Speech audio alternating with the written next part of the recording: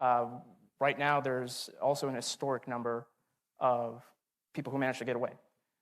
Because what we often see is that when the cartel sends people over, because no one can cross illegally without some sort of criminal organization, you have to pay them.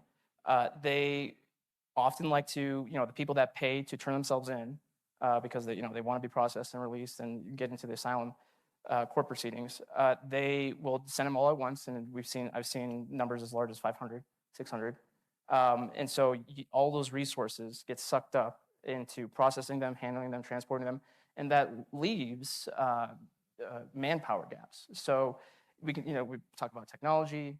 You talked about that. You mentioned about, well, that's how we're keeping track. Well, the problem is that when you only have this technology, even infrastructure like the wall, if there's no one to catch the person on the other side because they're busy, a couple miles away processing 500 people all at once, they're going to be able to get away. And so those are the known gotaways.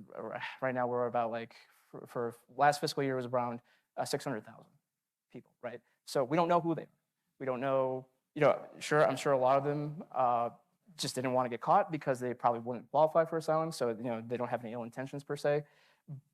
But that's where you also find the more hardened criminal element because they know they do background checks. They do try to process these people. So all that to say is that, it's not so much a measurement issue. I would say that, again, I have to go back to incentives that are coming from this administration. It's a gamble. When you put your life in the hands of smugglers, you're gambling, right? So, you might have a push factor pushing out of any Central American or Latin American country, but that pull factor is very real, and I've yet to encounter any migrants that hasn't told me if I've asked them to say, well, yeah, of course, I'm coming now because this is the time because Biden's in office. And so I've slept, like Julio, I've spent time on the border. I've slept in migrant shelters. I've eaten with migrants in the morning.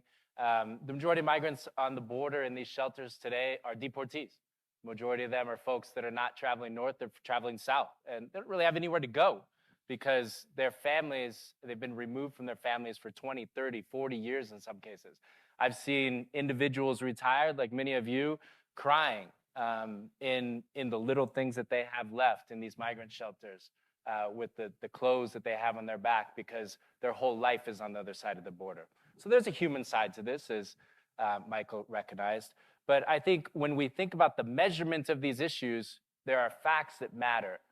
58% of the 11 million people who are estimated to be undocumented in this country came across the border without documentation. The other 42% came with legal entry into this country. They came with tourist visas, they came with workers' visas, they came seeking asylum, and they are here and undocumented in this country for the sole reason of we don't have a path for them. We gave them a path into the United States, but there is no path for them to legalize. And so 42% of folks didn't cross the border undocumented. They came with legal documentation. They were inspected at the border, and they're just waiting for a path that so many people talk about, get in line. There is no line for them. And so when it comes to that issue, I think we have to recognize that a lot of people have come here legally.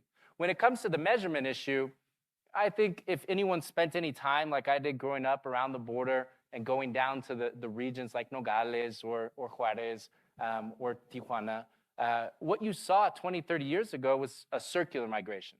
People would come 6, 7 months, they'd work, they'd go home, they'd improve their families, they'd improve their way of life. They would do exactly what people asked them to do. Go back to your home and improve it. That's why they came here, is to improve their home. The border wall has done something fundamental. It has stopped the ability of people to go home. The average stay of people in this country has gone up as we've built more wall and we've invested in ICE and Border Patrol and such. So people are not stopping coming, as Julio points out in the photos you saw in the opening show.